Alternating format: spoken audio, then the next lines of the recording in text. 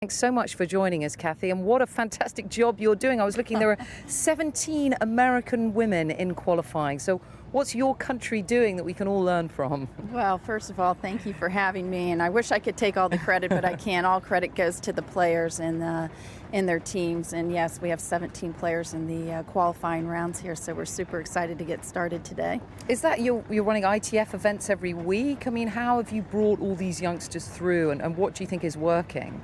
Well, I think it's a healthy competition too amongst the players. I think the young players coming up really inspire the younger generation as well.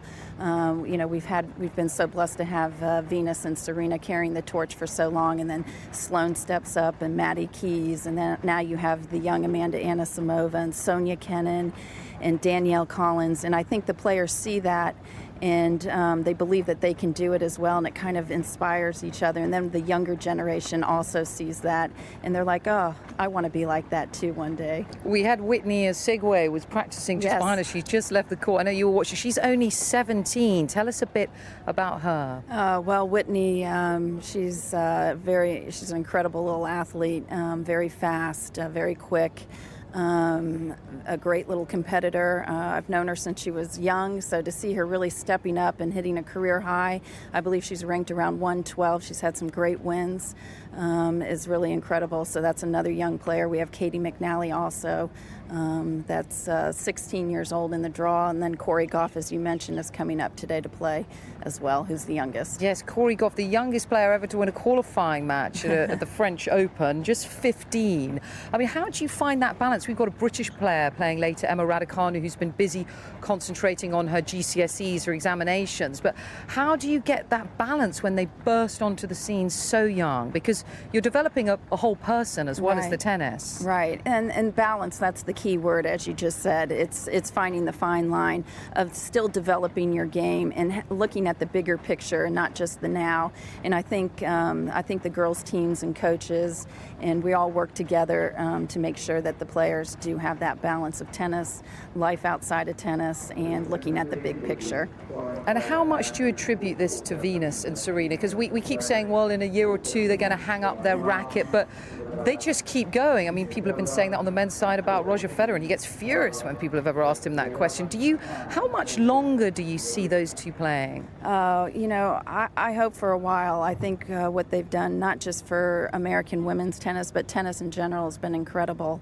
And I think, you know, to see them competing still and competing so well still just says a lot about them as athletes and their passion for the sport.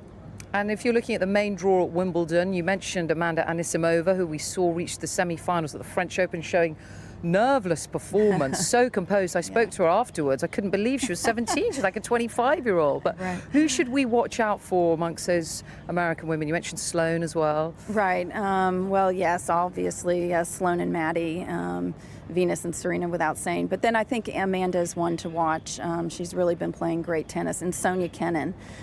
She actually played a clutch match in Fed Cup for us, and then has gone on to do incredible, just winning her first grass court title before Wimbledon.